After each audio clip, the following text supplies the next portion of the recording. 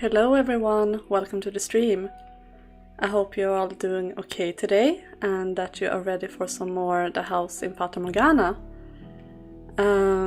So it's been a whole week since we played this last, and last time we opened door 5 and started to find out the truth about what really happened between Giselle and Michel.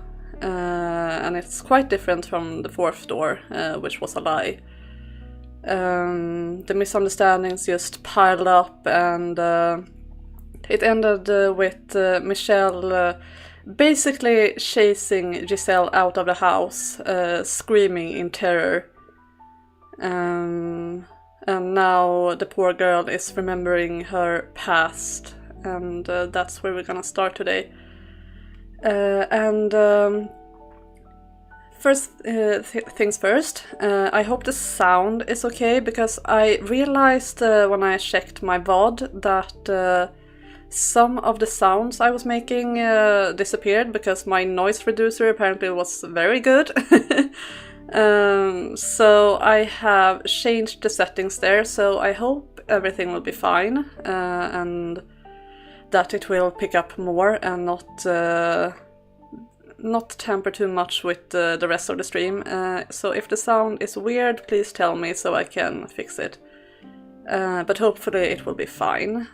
And also I want to give a trigger warning for this part. This is a very dark game, as I have said before, and if you have watched the rest of this series, you know that it is very dark and serious. It's a very adult game. Sounds good to you? Yeah, perfect. So yeah, but this part especially might be in need of a trigger warning. I'm a bit reluctant to read it. It's gonna be tough, but yeah. It's still a very good part. I mean, it's done tastefully, it's very well written, it's not distasteful in any way, but it can be hard to stomach for some people, definitely, and I'm well aware of that. But yeah, let's just get right into it.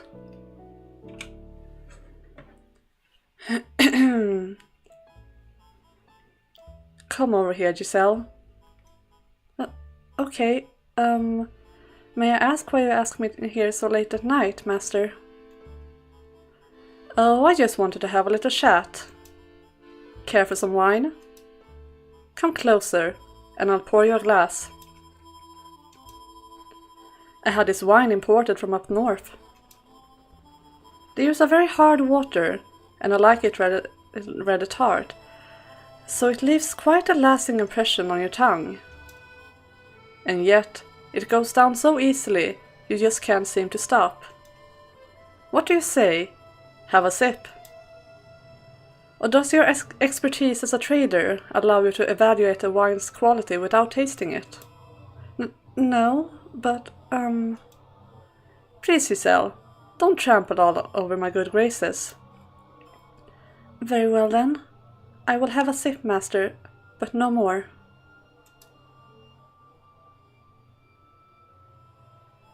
Have you ever considered growing out your hair? Having long hair made it difficult to do my job. You're not a merchant anymore, though. You deserve to look like the woman you truly are. I have no doubt longer hair would accentuate your natural beauty. The music sounds strange? Yeah, it's supposed to be a bit jittery. We'll see how it sounds when we get out of this section, but it's definitely supposed to sound a bit distorted. It's a gorgeous shade of black, so deep a man could get lost in it for years. It would contrast the color of your skin fabulously. Highlight your eyes, your cheekbones, your nape, your shoulders, and your chest. I should get going. Oh, but we're not done talking yet. I I would not want the lack of sleep to interfere with my ability to work tomorrow. Thank you very much for the wine. It was delicious. No need to be so cold-hearted now. From the moment I first laid eyes on you... Master! That's enough fooling around for one night.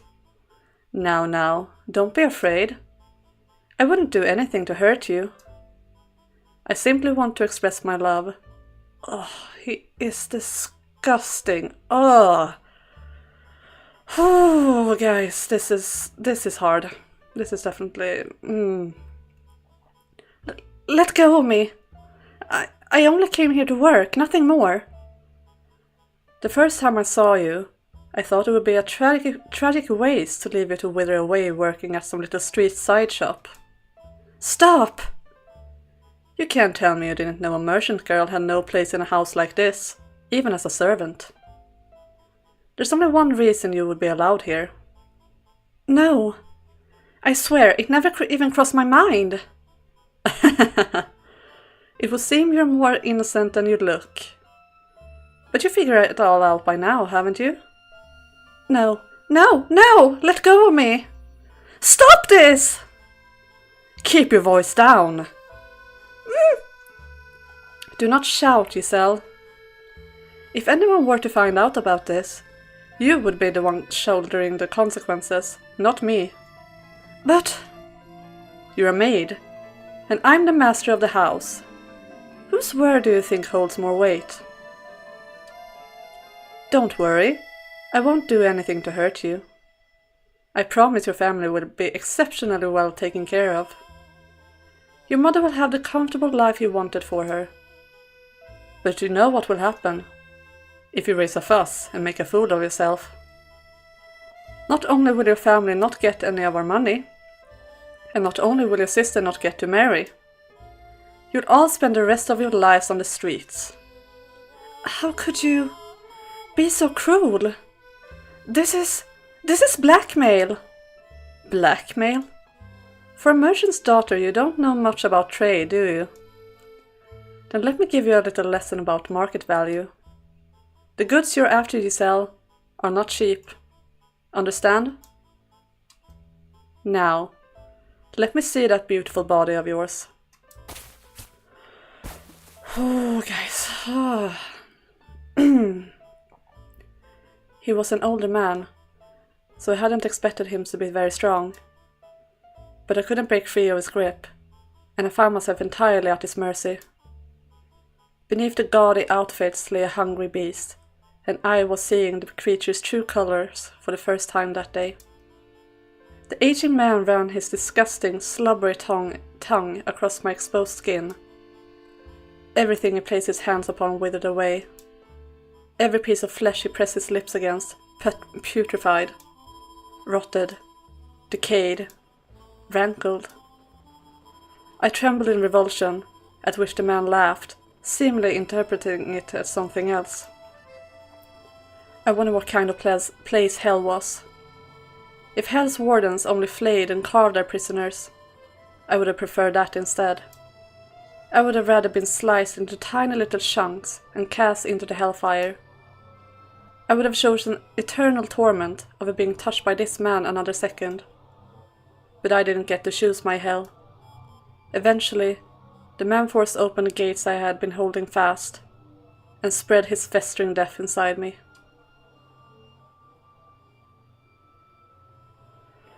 Oh, guys, this is so hard. If I didn't read this all out loud, I would cry, I swear. This is just awful. Listen to me, Giselle. It is in both of our interests to keep this between the two of us. If you can do that, I'll continue to do good by you and your family. Oh, don't look at me like that, please. I'm thrilled to have you here in this house, Giselle. She has long since lost her mind, after all. It's torture just being in the same room. And my sons, they hardly ever come home. But you, Giselle, you give color to my dull life. You make it exciting once again. Now, go on back to your room. I'll be waiting here at the same time next week. I couldn't escape from that man's grasp. Not when he used my family against me. Some weeks I would just not go to his chambers, my one feeble means of resistance. But when I did that, he would send another Abigail to come find me the next day. I couldn't ignore his summons when he got other people involved. And then, when the two of us were alone, the mask would come off, and he would discipline me for not showing up before, taking care of his usual business. On good days, he would leave bruises in inconspicuous places, my abdomen, my inner thighs. But he went as far as carving a word into my skin with a knife. Harlot.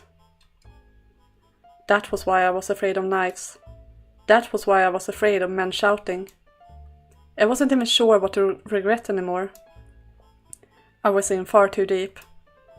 There was no turning back the clock. I even considered taking my own life on more than one occasion. But every time the thought crossed my mind, happy memories came back with it. Back when it was just the three of us girls in the shop. Life may have not been easy, but it was never dull either. I didn't want to end my life at its absolute lowest point.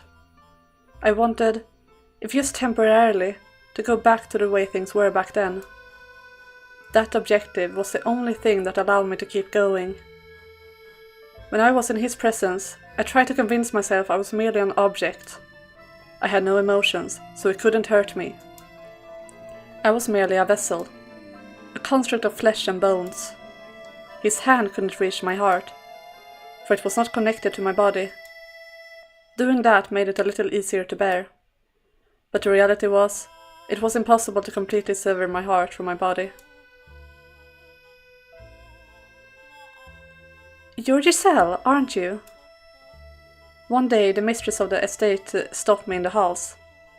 She had, supposedly, once been quite beautiful, but now she was only haggard and bony. Her skin dry, her eyes sunken, her hair faded and stripped of its luster, her head down, her cracked lips barely moving as she spoke. Age didn't appear to be the only thing working its merciless magic on her either. There seemed to be something eating away at her from the inside too. Something that could burst at the lightest touch. Yes, I am Giselle. Is there something I can do for you? You had repressed this part? Yeah, good for you, because I wish I could repress it. It's so awful. There's not even another way to describe it. It's just awful. The mistress rarely ever left her chambers. I had been told it had been years since she attended family supper. So what would bring her to come looking for someone like me? What? I wasn't sure I wanted to know the answer. You're having relations with my husband, aren't you? You are, aren't you? Madam?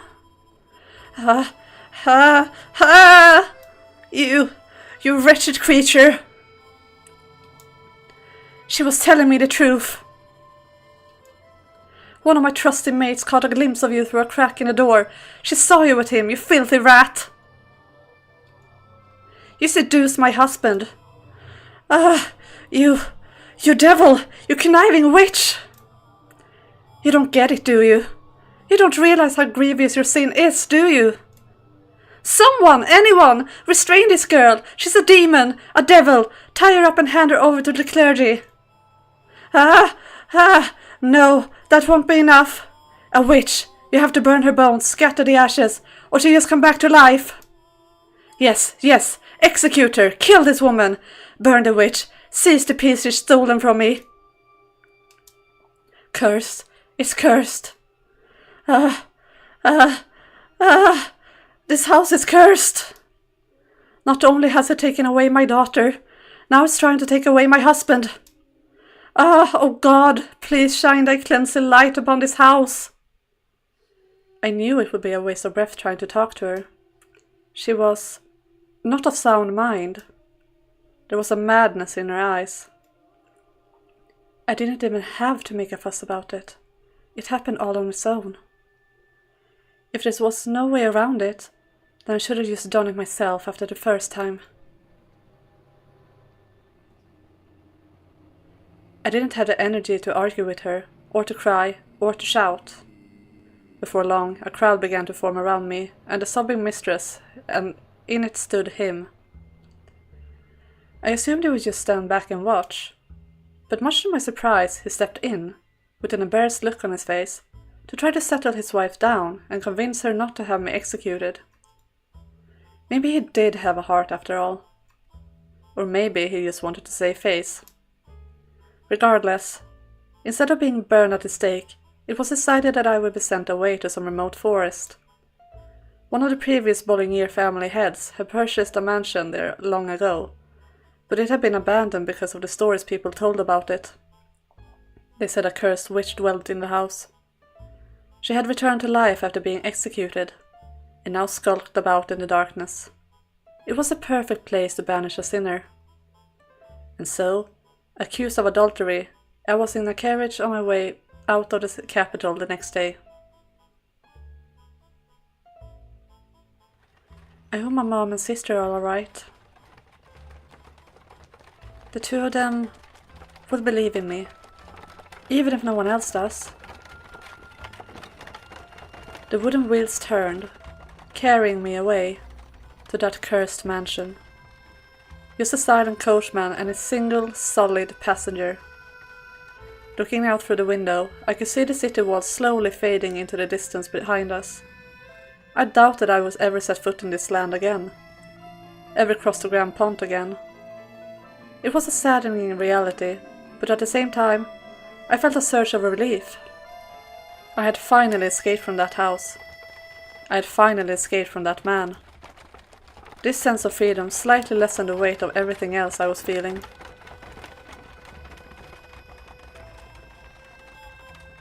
A good while after we left the capital, the coachman handed me a letter. On the sheet of parchment was a rather startling revelation. There was someone else already living at the house where I was to reside. The Bollinger's youngest child.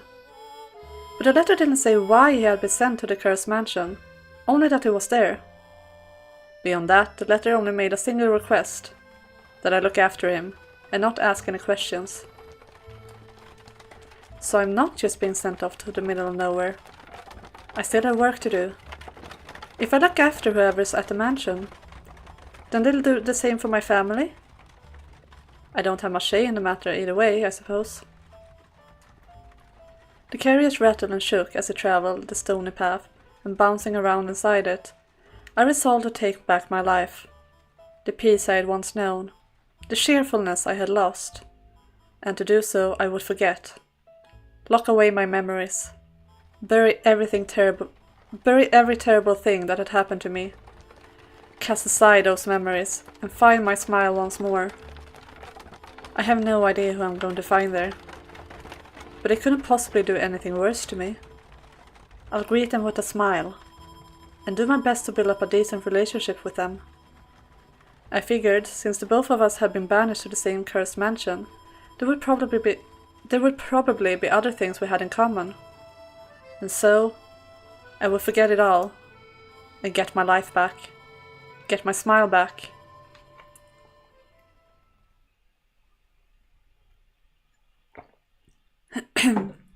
And that was everything that led up to me arriving at the mansion. All the wounds I never wanted to open again. I didn't want to think about that. I'm trying so hard to forget about it. I wanted to forget all about it. So why? Why did you have to make me remember? Hi Aldrin, thank you. That's very kind of you. Welcome to the stream. All I did was believe. Thank you. That's very kind of you. Believe that we can make things work. I must say she's very strong. Yeah, she's very strong. I could never survive what she has gone through. Seriously.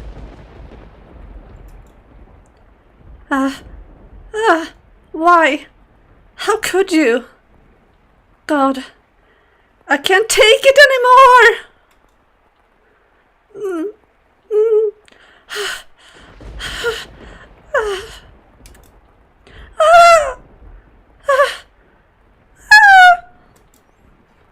Once the memories had broken free, they all flooded back with perfect clarity. Exactly how he ran his hands across me. Exactly where he hit me, where he cut me. Like I was going through it again, this very moment. Are we mostly lurking because I'm playing MMO with friends? That's perfectly fine. Lurk how much you want. You are very welcome.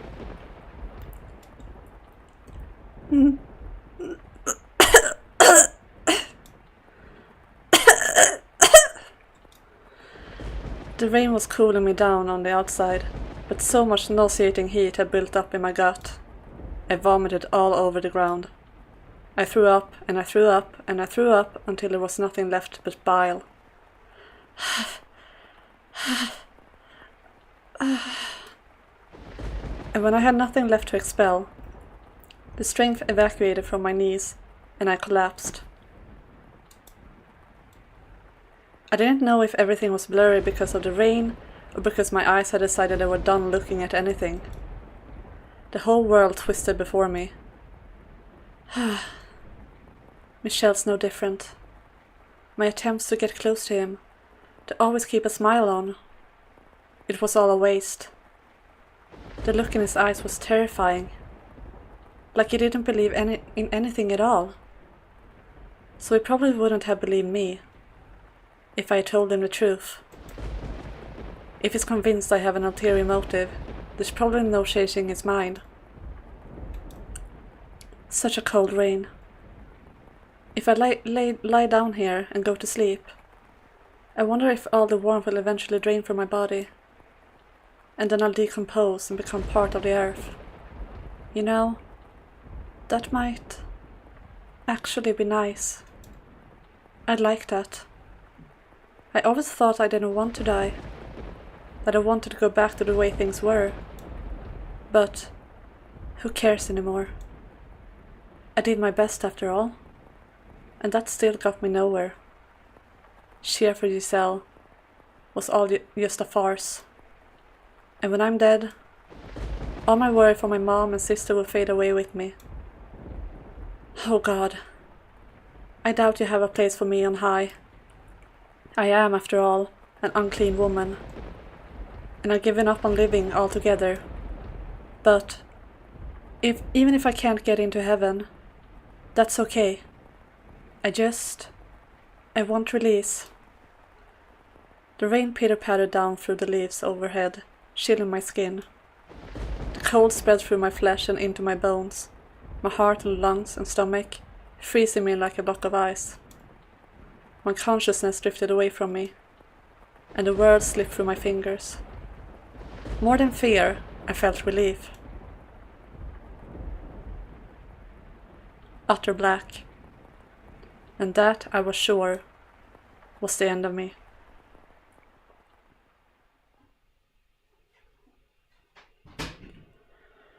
Oh, poor Giselle. Poor girl. And that, I was sure, was the end of me.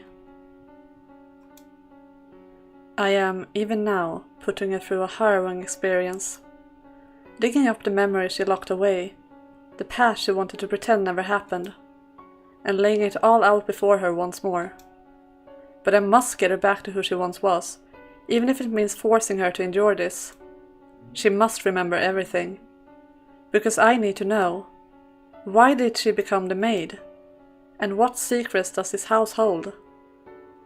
You're Michel? Yes, my name is Michel. I am not the white-haired girl. The person you were searching for was the man who once hurt you deeply. Me. Why? What was her why referring to? Why I hurt her? Or why I'm here? Or perhaps, why I didn't show up until now? Not having an answer for her, I clench her cold hands in mine. I wonder, were her hands this cold that night too? There's still more we need to see though, and it's still too soon for me to apologize. When she's gotten everything back, only then can I. Once she's reclaimed herself, that is when I must tell her. Now, let us return to our past. Our story has only just begun. No matter what we thought or what we desired, no matter what we lost or how much pain we suffered, we must not shut this door. Perfect darkness embraces us once more. I can see nothing, not even the woman beside me, but I shall not let go of her hand. I do not want her to slip away from me. I do not want to lose her. I really like that this is a recurring thing, like that we don't want to let go of her hand. Like the whole game she has told us not to let go of her hand, and now it is we who does not want to let it go. I really like that. Hey, stay with me. Are you alright?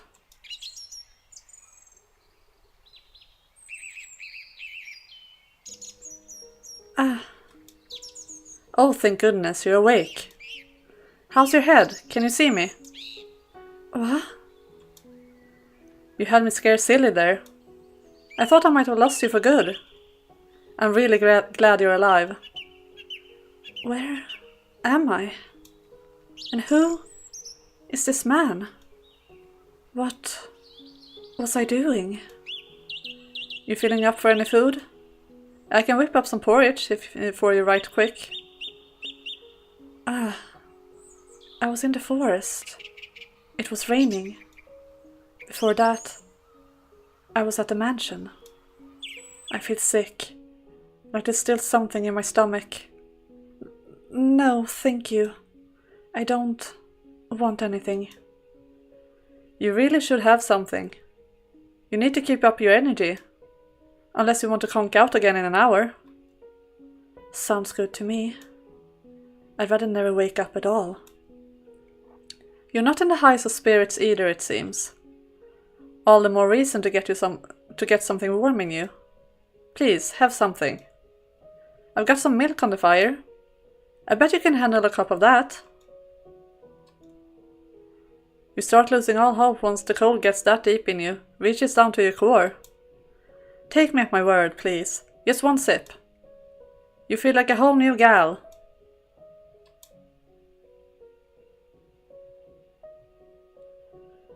A heart-wrenchingly pleasant aroma wafted up with the steam from within the wooden cup. Succumbing to the sweet smell, I lifted the cup to my lips for just one sip, and the warmth that spread through me brought tears to my eyes. Perhaps there really was kindness in the world.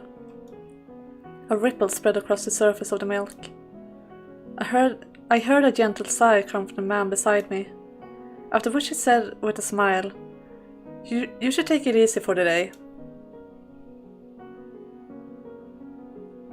I had lost the willpower to think about anything. I didn't care what happened to me, or why I was here, who he was, or even where this was. I spent the whole day in bed, just watching the sun slowly slide across the wooden floor. It felt like I was somewhere far, far away. At times, I felt like a lost child, and at times, like a sickly old woman on her deathbed. Watching the sun travel gave me a renewed awareness of the passage of time, and the fact that each moment that went by was another moment I was alive. I realized then that it had been a while since I had gotten more than a brief glimpse at any sunlight. It almost surprised me how colorful the world seemed beneath the sun's light, something I didn't get much of in the dark mansion. Only after losing something do you realize how much you need it. Warm milk, the light shining through the window, and a bed that smelled like springtime. With those three things, my heart slowly began to defrost, and I started to regain the willpower to stand on my own 2 feet. I really love this song. It's so beautiful, and it makes me really sad because The version that you can find on Spotify is different than this, and I really think that this version is the best one, which you can only get in the game. That's that's really unfortunate, I think. Thank you for everything. You sure you're in any shape to be in your feet? Yes, I'm fine. I'm not hurt. You looked pretty beat up to me. But you look a lot better now. And you're talking a lot more clearly than before. You've been very generous, despite having never met me before, and for that you have my deepest gratitude. Without your help, I would no longer be in this world. I don't deserve your thanks. You're alive now because of God's guidance made it so. God. I came across you early this morning, as I was heading into the forest to hunt. Imagine my surprise seeing a young lady like you on the ground in my path. What were you doing in the forest? Ah, you don't have to tell me if you'd rather not. Everyone's got their own share of personal problems. You're not going to demand I talk? I have no reason to force you to do anything. You look like you've been to hell and back. What? I could tell just looking at you. Now then, do you have somewhere you can go? Somewhere to go? Of course I don't. I can't go back to the capital, or the mansion. If not, then why don't you stay here? Here? Sure, it's a small village. We're self-sufficient, and we all help each other out. No tax-hungry lords know we built the place up either, so we keep everything we make. We're pretty remote as a result, and the harvest isn't fantastic, but I'm sure you will find it comfortable here. The rest of the villagers will be glad to have you. What do you say? Sorry, Mom. What I'm about to do might make the rest of the family's lives more difficult, but I don't want to have to feel any more pain. If I really wouldn't be inconveniencing you, if it's really okay, then yes, I would like to stay here. That's great to hear. I was loath to send you back out there in your current condition. I haven't introduced myself yet, have I? The name's Amity. Just one lowly villager or many. Not sure the alternative will help anyone either, to be honest. Yeah, no. That's the sad part about all this. Yeah. She thinks she's working for the Bollinger still, but no, yeah. I'm Giselle. Giselle? That's a beautiful name. If I'm not mistaken, there should be a vacant house. Clean it up and you can call it home. I couldn't possibly ask for that. I doubt others would like it if I just took a house for myself. That shouldn't be an issue. I'm the village representative, more or less. Representative? Like the chief? Only in name, though. As I mentioned, we're not on any lord's maps, so I don't have much representing to do. The only reason I ended up in charge is because I'm a bit more educated than anyone else. It was a long time ago, but I understudied with a priest. Because of that, I'm familiar with the Bible's teachings.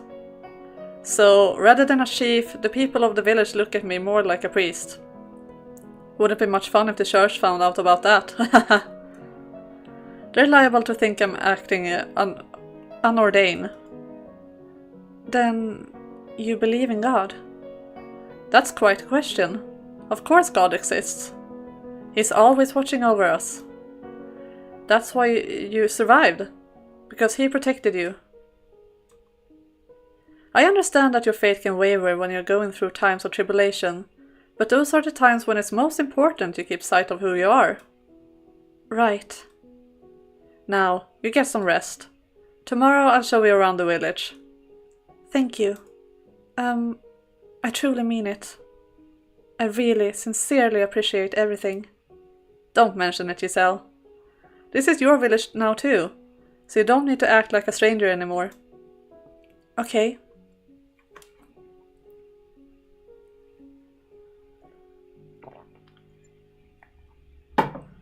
So he's Amity. He seems like a nice man. Maybe here I can live in peace. It'll be alright, I'm sure. Yeah. I wasn't silly enough to believe my life would be perfect, but I had found a tiny fragment of my lost hope. While I had once been ready to give up on absolutely everything, I was starting to feel like I might be able to smile again eventually. Like I might be able to get back on my feet. And in order to do that, I had to cast aside my past once more. Forget everything that had happened at the Bollinger estate, and everything that had happened at the mansion. Forget about Michel. There was one niggling curiosity though, that I couldn't shake. Something he had said before I left. My very existence threatens to tear down that house. The cursed youngest son of the Bollinger family, Michel, who made a pact with the devil, who is supposed to be dead, but is very much alive. What had he meant by that? Why would people think he was dead? No, I don't care about Michel one bit. Forget it. Forget everything.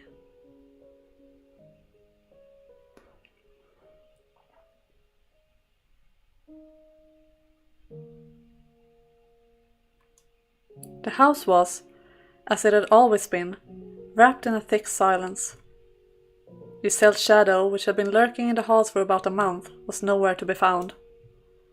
She hadn't come back since running off that day. My secret was still safe. Her efforts had, in the end, all been for naught. Back to the way things were. But despite my mind telling me that it was for the best, I felt a kind of guilt seething in the back of my chest. And any attempts to figure out why only made me feel worse. But the look in her face then.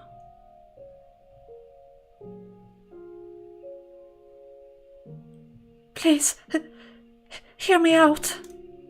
I didn't know anything about you.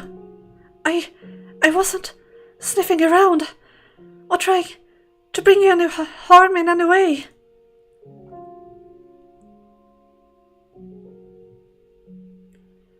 Was that really her just putting on an act because I revealed her scheming? She was screaming though. And she looked genuinely terrified when she knocked my hand away. Well, to be fair, Michel, you were holding a knife against her throat. I think anyone would be terrified, no matter the motive. But yeah, you definitely screwed up. You definitely did.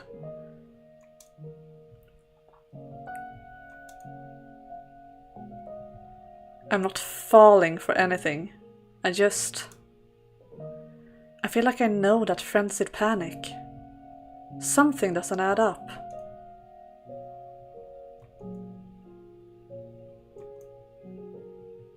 Be quiet. Silence, please. My head was pounding beyond belief. I couldn't stand anything. This world, the creature I was, the witch's whisperings. The archangel looking down upon me seemed to be cackling from somewhere far out of reach. So, for whatever it was worth, to escape from his gaze, I once again drew the drapes over the stained glass window.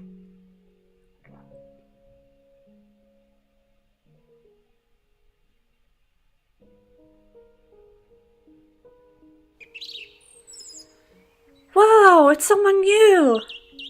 Hey, where are you from? You gonna be here long?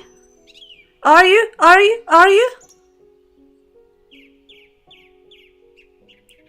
We hardly ever get visitors here, so they're downright awestruck by you. You'll be getting a lot of attention for a little, but please don't let it get to you. No, that's just fine. I'll do my best to get along with everyone. Haha, you got a spark in you that wasn't there yesterday. Anything in particular that cheered you up? In particular? Once I decided I was going to stay here, I just sort of started feeling better about things. And I figured I couldn't stay gloomy forever. I see. Glad to hear it.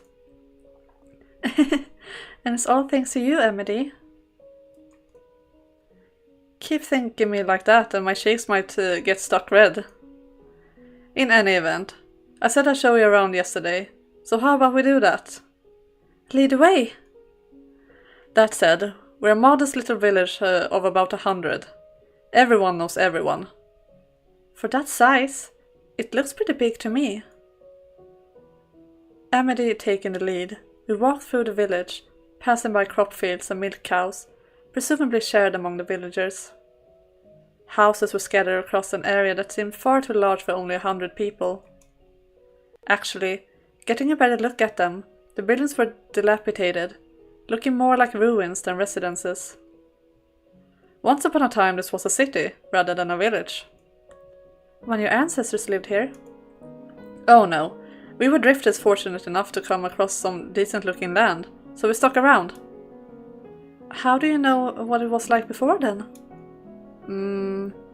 There were a few stone tablets left behind, and based on what we were able to extract from their texts, this area used to be a large city with a booming economy, rivaling that of the capital. There weren't hundreds, but thousands of people bustling about. Merchants from afar came in droves. It was much like how the capital is now. Actually, this area was more open to foreigners. People of all different races, speaking as many different languages. It was evidently quite a sight, and sound. I had no idea there was a city here. That's what happens when a place is wiped from history.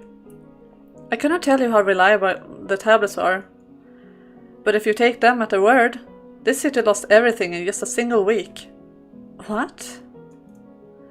People, crops, livestock, all dead. Maybe it was a natural disaster, a famine, a plague, I can't say for sure. This is what the tablet said though. We have been cursed by the witch. Cursed by the witch. Look over there. You see that river? There used to be a magnificent bridge crossing it, but there's hardly anything left of it. If you continue along the path beyond the fallen bridge, there's a forest, and that's where I find you. The deeper parts of the forest are so dense you can't see anything but the tree trunks and leaves. It's an eerie place, wrapped in a cloud of darkness. If you make it through that, there's a mansion, which is said to be cursed. The witch who supposedly destroyed this city lives in the house deep in the forest. She's been there for years and years and years, and she casts a curse on anyone who goes near it. The city was so large that the mansion was actually in its borders. My guess is the bridge was built to mark the road leading to it. Now, as you can see, the bridge is gone and the house is still standing or practically in ruins. But the mansion alone looks just as it did back then. The witch living in the mansion goes by the name Morgana. According to the records, someone by that same name was executed in this area for witchcraft. And even in death, she continues to bear her grudge against mankind. Who knows how much of it is true, though? Truth or fiction, the story has taken root in this region. The city's history may be lost, but the legend of the witch continues to be told. People have a tendency to keep stories alive that scare them. Sorry, I didn't mean to disturb you. No, I'm fine. You're best staying away from the mansion in the forest at any rate. There's no saying what might happen if curiosity gets the better of you. Better safe than sorry, if you ask me.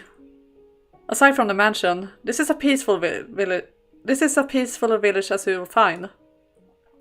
I don't know where you came from, but I'm glad you didn't end up wandering up there. I know all about the mansion and who lives there. I was there, after all, with Michel for a full month. But I don't remember any cursed witch.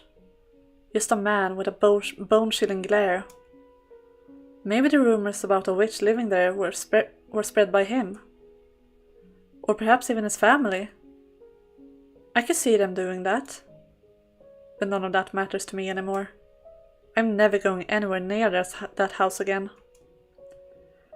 The witch's curse, Michel, they're nothing to me.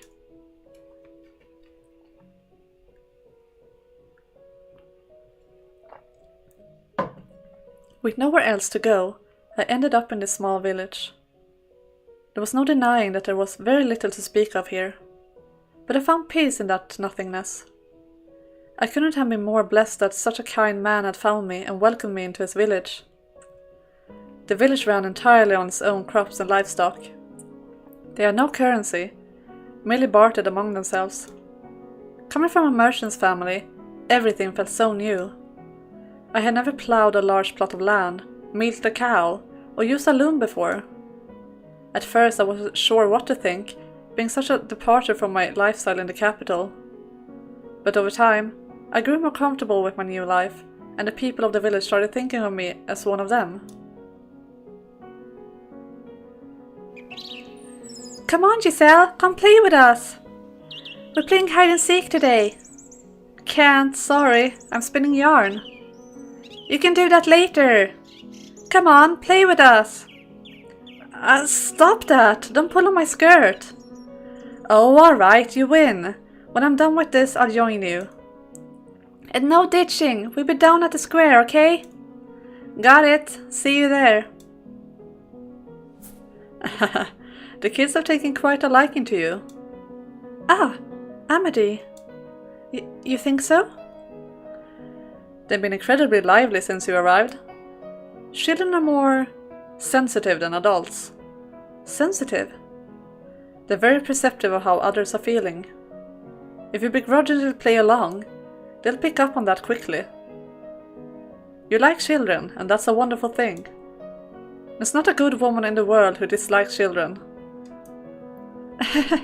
Why, thank you. I don't think it's much that I like them, as I'm kind of like a big kid myself. I genuinely enjoyed hide and seek, but that's not going to earn me any points. I like kids too. Watching them, it gives me faith that this world has a bright future. A bright future? I never looked at them that way. They seem to like you quite a bit too, Amity. Thanks. Though I'd rather give my affection to my own kids. Oh? You have children? Oh, heavens no. I thought that was obvious enough. I'm talking about the future. I see. But knowing you, Amity, I'm sure you find someone right for you and have kids of your own in no time. It's not that easy, sadly. Even in such a small village, there are no ladies who would take interest in me. You don't give yourself enough credit. I'm fully confident you'll find someone soon enough. Do you really think so? Absolutely. Then perhaps you could be that person. Wow, way to read into things, Amity. I don't think that was what she meant. What? Pardon? I won't pressure you into it, of course. But I think it would be marvelous to have you in my life in a bigger way. But it's a little soon for me to think about settling down like that. It is pretty sudden, I admit. Take all the time you need to consider it. Alright. I have to go play with the kids now. Have fun. I wonder if you really meant it. Amity is a nice fellow, and I'm sure living here would be wonderful. But I can't help feeling something isn't right here.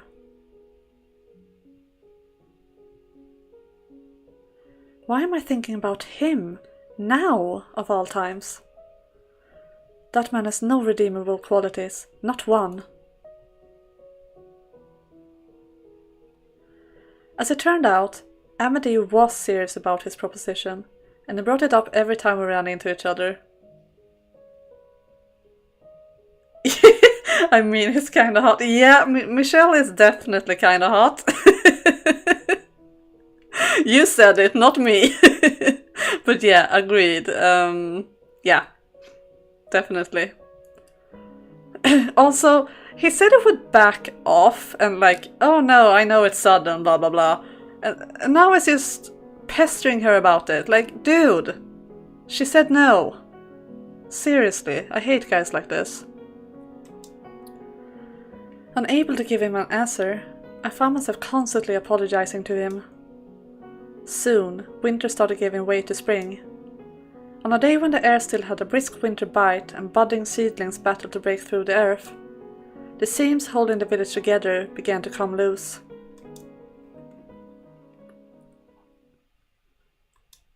That day, the village men were gathered in the square talking. They all had stern looks on their faces. It was clear that something had happened. I obviously couldn't stick my head in, so I waited until they were done and caught Amity. While it was rather awkward, I was still more comfortable asking him for information than anyone else. Actually, with a dejected look on his face, he started explaining. A lord found out about this village. What? And he said he's going to place this land under his rule, meaning he'll start collecting taxes. In addition, he's also demanding we pay 5 years' worth of back taxes for unauthorized use of the land. What? That's ridiculous! Yes, it most certainly is. We obviously don't have the means to pay 5 years' taxes. There's no reason for him to take over this village at all. We're completely isolated from the surrounding area after all. But if we resist, he could send soldiers. It doesn't matter how absurd his claim to the village is. We have no choice but to comply. That's terrible. What are we going to do then? We're going to do as the Lord demands. The 5 years' taxes will have to be paid in installments. Some of the men suggested we abandon the land and find somewhere else. But it would take time to cultivate the land and plant new crops. It's not a trivial task. We just have to make do with these changes. We'll use more of the land to grow and try to be more efficient. Will you help in the fields? Of course! This village is my home now too. Thank you, Giselle. It will be difficult, but if we all pitch in, I'm sure we can get through this.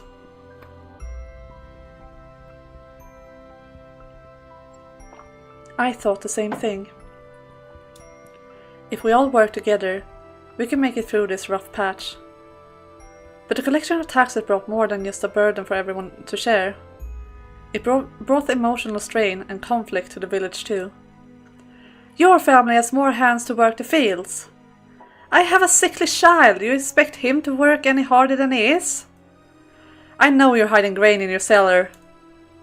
You have more than us. Let us keep a little grain. You have more. No, you have more. You both have more than us. People, everyone. The lovely creatures. When their comfortable lives fell under attack, the village's top priority became their own property. Their cooperation was only temporary, and before long everyone became a threat. The negative energy only built on itself, its growth accelerating like a boulder rolling down a hill. And it wasn't long before their sights fell on me, the outsider.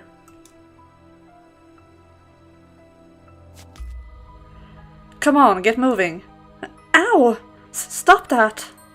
Why are you doing this? I'll stop once you told us everything. Told you what? One morning, a man dragged me from my house and took me to the square. There, the entire rest of the village was gathered, all eyes on me. What? What's this about? Oh, don't play stupid. We all know it was you. What was me? The thief. Amity? From the crowd appeared someone I knew quite well. The ever-affable village representative. The man who had saved my life. But in his eyes now, I thought you were better than that, was contempt, anger, scorn. So many different shades of negativity. I recognized what I saw in his glare immediately, as someone who had been subjected to those looks before. But why? For what reason was he looking at me like that? I couldn't make sense of what was happening, so I just stood there stupefied. There's been a rise in reports of people having things stolen lately. This village is too small to attract bandits, though. Since the Lord now demands we pay him taxes, Even the smallest item lost can have a dramatic impact on a family's living conditions. What you've done is no joke. Wait just a second. I haven't stolen anything. Why do you think You have been seen in the act. What? So long as there is a testimony against you, your guilt is assured. Who says they saw me? I swear I didn't do anything. They're obviously lying. You're the one who's lying. You've been playing us for fools this whole time. Everything was fine until you showed up. We managed not to get found until you showed up. No, that's not my fault. Giselle, apologize to the village and return what you've taken. Amity, don't you believe me?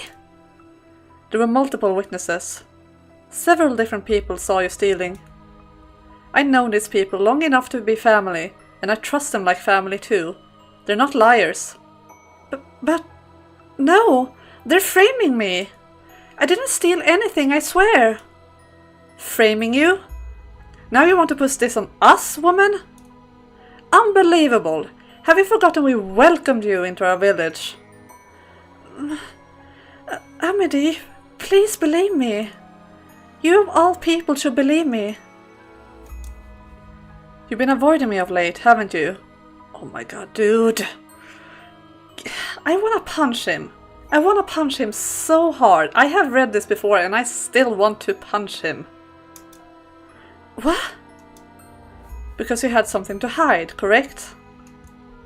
No, What other reason could you have to avoid me? Why? How can I say these things? Why won't he believe me? Now, return the things you've stolen. I can't! I never stole anything! How am I supposed to return something I don't have? I see. So you already moved the stolen goods. She says she doesn't have them anymore, folks. How should we deal with this? Rough her up till she talks. Yeah, she's not getting off that easy. Give us back our property. Why is this happening to me? The harsh new rulership have driven these people mad. I need to get away from this village, quick! Restrain her! No! Get your hands off me! Have you forgotten everything we've done for you? All that matters is that you don't have to suffer, is that it? I didn't do anything! Take her to my house. We'll make her tell us everything. No! Stop! You've all gone mad! Please, come to your senses!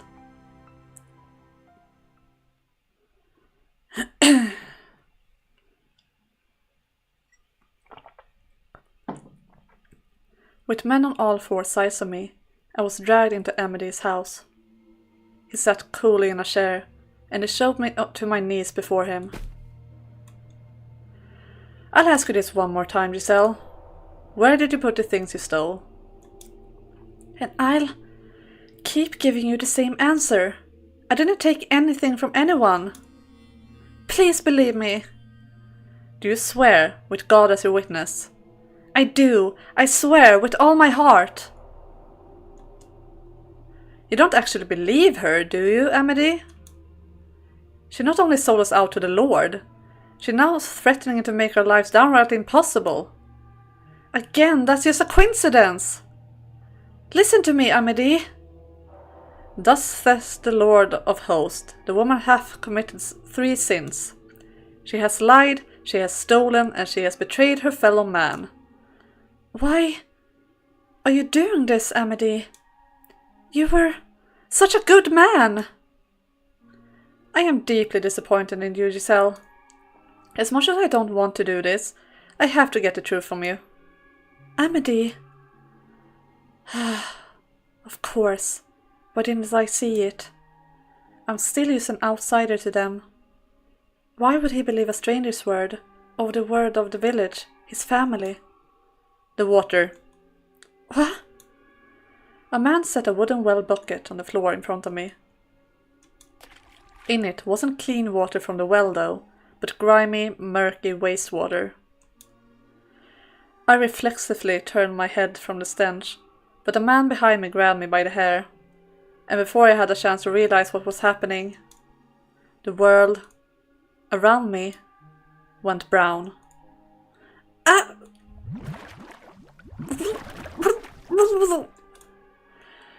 I struggled with all my might to break free, but my arms were tied behind my back, and I didn't have the strength to overpower the man holding my head down. Reflexively gasping for air, a stream of filthy water poured into my mouth. Pull her out. We get nothing if she dies.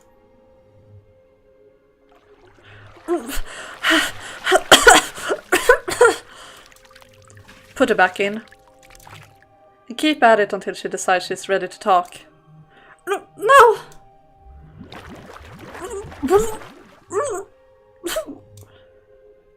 How unsightly.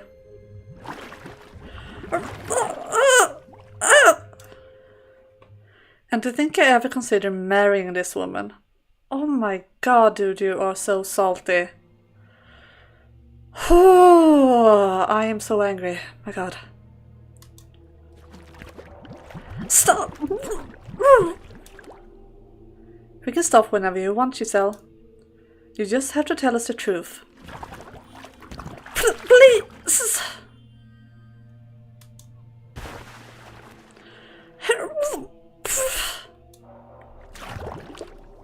Stop! I was given no time to rest. My head showed into the bucket and then pulled out just long enough for me to seal a breath before going back in, over and over again. Not a person in that room objected to the abuse I was receiving. I had prayed for a good harvest with these people. They had taught me how to use a loom, something I had never touched before. We had laughed together, lived together. They were normal people. Perfectly ordinary, kind, helpful, friendly people. Not at all cruel or inhumane. But now, they burned with a frenzy that overshadowed all my memories of them. And every gargle, gasp and grunt they got from me fueled that fire. Dozens of eyes laced with madness stared down upon me, rejoicing at my suffering.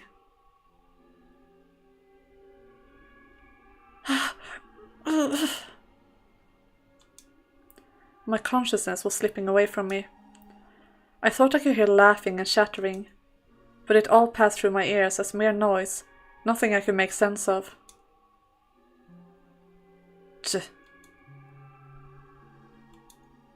Awit. Stay with me. Amedy. Oh, thank goodness, you're awake. Wait. What was I just doing? Ah, right. I was in the forest, on the verge of death. Then Amity found me and... We almost lost valuable manpower there.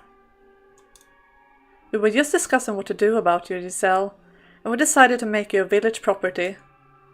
No, he didn't save me. If you agree to work for us, we'll put this whole nasty mess behind us. You may be worthless in the fields and terrible with a loom, but there's plenty you can help with. What are you going to make me do? You'd like to get your hands dirty. And considering I found you half dead in the forest, I doubt the rest of you is any cleaner. It seems we'll come to an agreement. I'll keep watch over her starting today, to make sure she stays in line and doesn't steal anything else. Dirty. Stays in line. The way they're looking at me. They didn't have to spell it out. No! Anything but that! Please have mercy! If you're begging for mercy, that means you know you've done something wrong. Let's see. There is one way, Giselle. What? Give back what you stole, naturally. But if you're going to insist that's not possible, then bring us something of equal value. And if you can't do that, then your life belongs to the village. The men were cackling. They knew I couldn't do it, and they were enjoying watching me squirm. Take your pick, Giselle. Something of equal value. If I can get that, then you set me free? In that moment, a little bit of darkness bubbled up in my heart. Something maleficent whispered in my ear. If you're in need of money, help yourself to some of the furniture. There's a village not far from here. Trade it for food, and then make your way to a larger town. I think I know where you can get something worth some money. The mansion in the forest has some fairly valuable furniture in it. Oh God. When did I become... You can steal some of that to sell for good money. Such a despicable woman. You mean the cursed mansion? You expect us to go there? Are you out of your mind? Anyone who goes near that house is killed by the witch's curse. There is no witch living there. There is no curse. Giselle? What do you know about that mansion? Not really your fault, Giselle. No, really. Like, I get where she's coming from. It's not a good thing that she does to sell out Michel, basically, but I can understand her because this is awful. This is absolutely disgusting. And also, Michel hasn't really given her any reason to, like, be on his side. To her, he is just, like, part of all this evilness in the world. So she's not thinking clearly either. So no, it's not really her fault in any way, I would say. I completely agree with you. I lived there for a while. Well, for a month. You what? The son of a noble lives there. He's human. And he's alone. A noble? What's a noble boy doing this far from the city? I presume he was banished there. I was sent to the mansion from the capital to act as his servant. There was plenty of value in the house. Shelves, lined with books. There should be more than enough to pay the Lord's 5 years' worth of taxes. Is what you're saying true? I would not lie. As bewilderment spread through Amedee's house, I was unable to look at anything but the floor. I couldn't stop trembling. To protect myself, I had sold out Michel. You swear there's just a single man living in that house? Yes, it's only him. Alright. If it turns out you're lying, you'll pay. Okay, everyone, you heard her. Tell all the young men to get ready. We're going up to the mansion in the forest. And just to be safe, make sure everyone brings something they can use as a weapon. And you, Giselle, you're coming with us. You'll be leading the way. Listen to me. Don't think about trying to run. Right.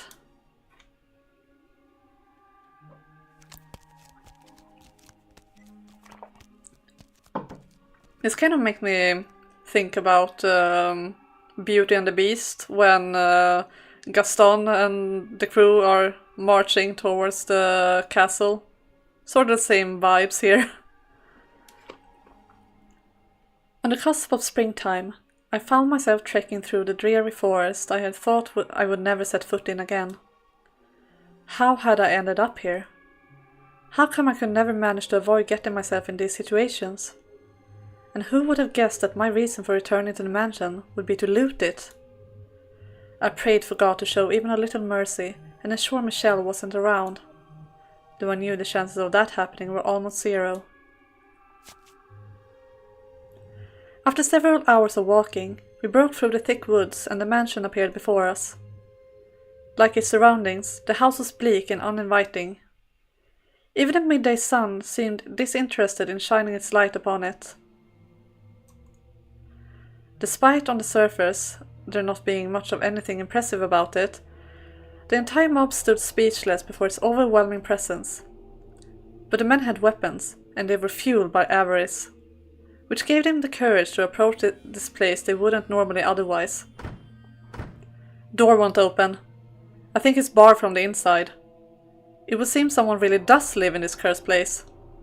I am honestly surprised. Even more so that it's not a witch, but just a noble. The door's old. We could break it down. Yeah, let's bust it down. Hold on, there's no need to be barbaric. Did you even consider knocking on the door like normal people? You sound like a band of thieves. Ha! That's something else coming from you. Who do you think proposed this plan, Giselle? You! Alright, men. You ready for lives of luxury? Break down that door! Stop it! It's the damn nobles who make our lives so hard. They deserve to be robbed. Break it! Break down the door! Please stop this! Break it down! Break it down! Break it down! Stop!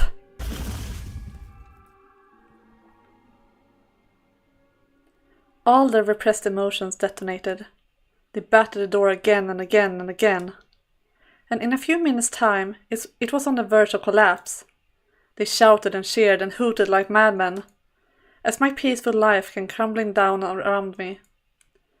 Growing lightheaded from the anxiety, I squeezed my eyes shut, unable to bear it any longer.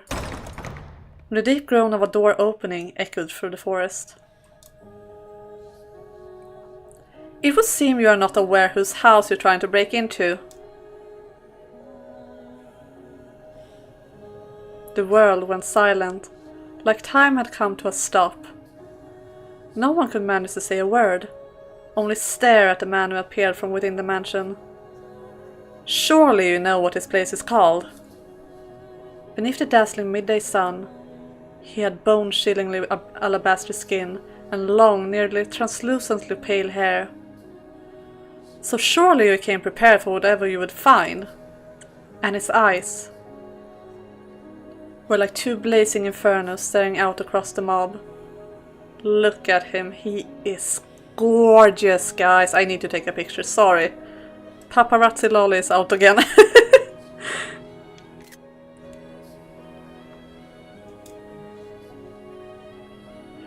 A demon! Someone muttered, probably unconsciously. He did indeed look like something not of this world. It's a demon! The rumors about this place were true! A cursed demon lives there!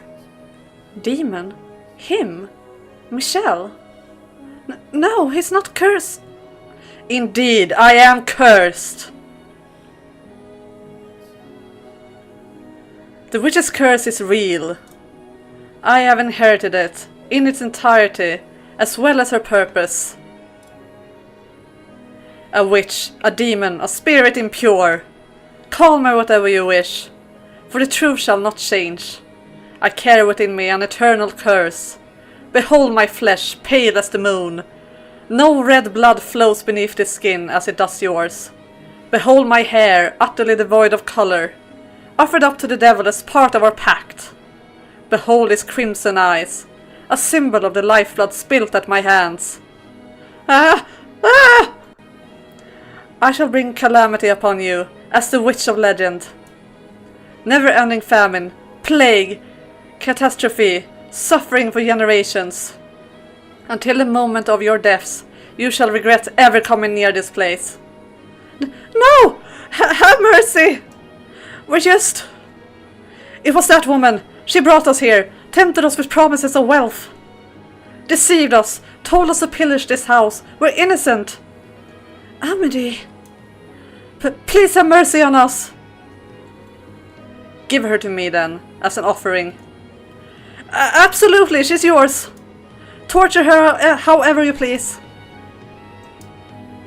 I have one more condition. You never come near this house again. If you so much as consider it, you will all die by my curse.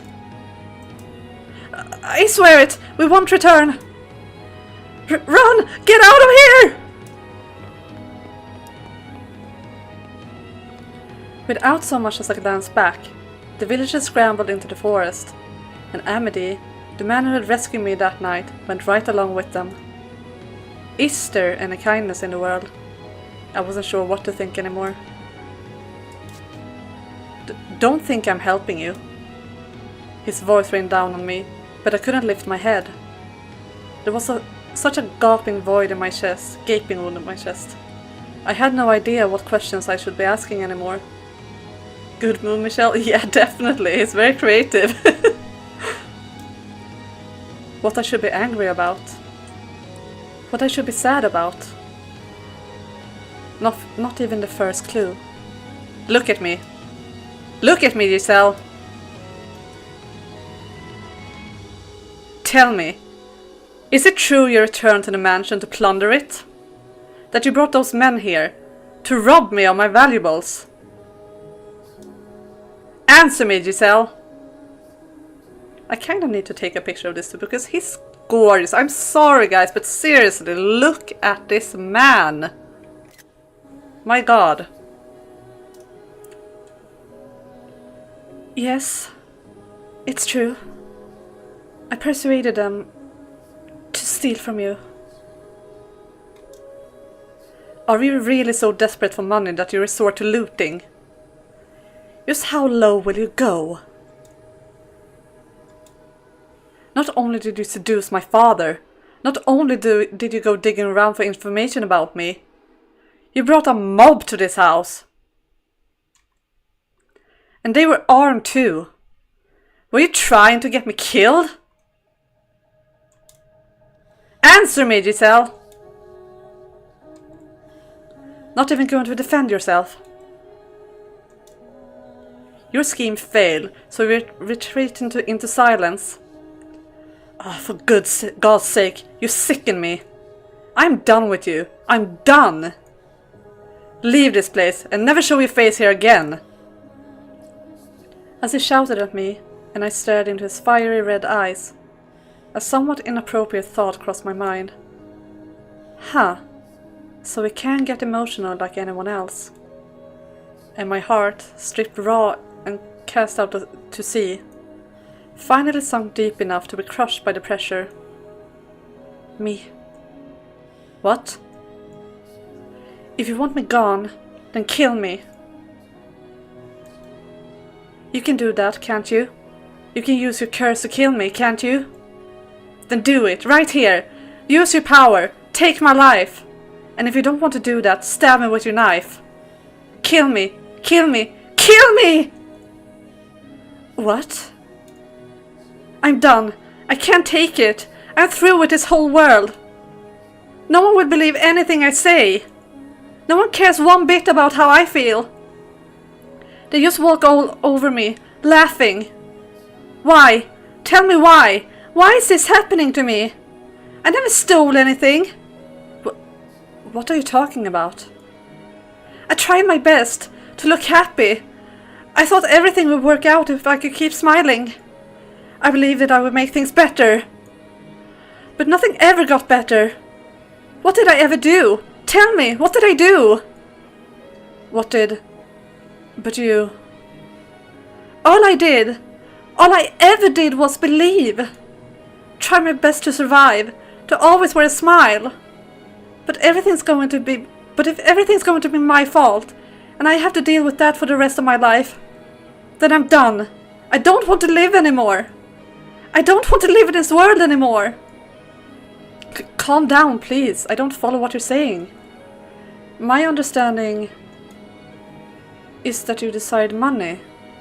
So you brought that mob. And before that, you used my father. You wouldn't believe me even if I told you the real story.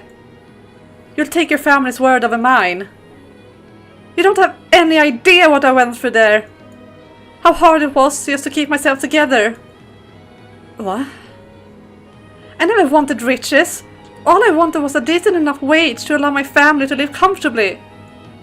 That's all I wanted.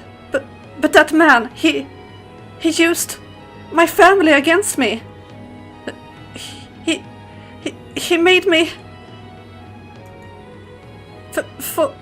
forced me to... He raped me! What? Again and again, no matter how much I resisted, he wouldn't stop. Again and again. He threatened me, beat me, cut me with a knife, over and over and over again. What? My father raped you? No one would believe me. I did nothing wrong. You don't believe me either, do you? So I'm done. I don't want this body anymore. I don't want to live like this anymore. I can't take it anymore. Help me, please. Set me free. Kill me. Kill me already! Use your curse and kill me!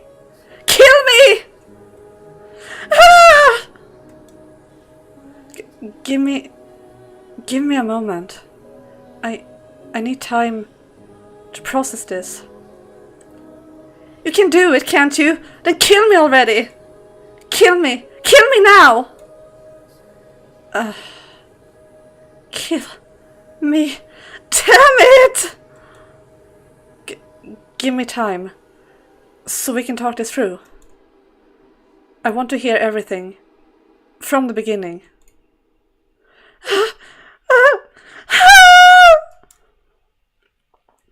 Inside. Let's go inside and talk. The light hurts my eyes.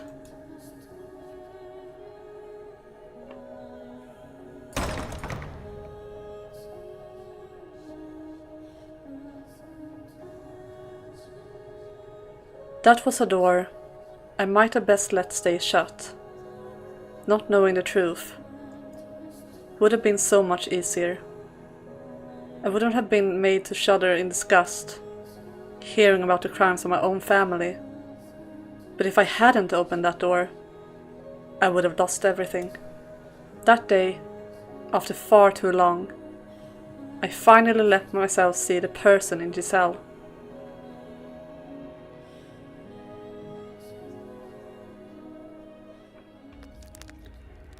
Alright guys, I think that's a good place to stop. This is so heavy. Yeah, it's definitely heavy.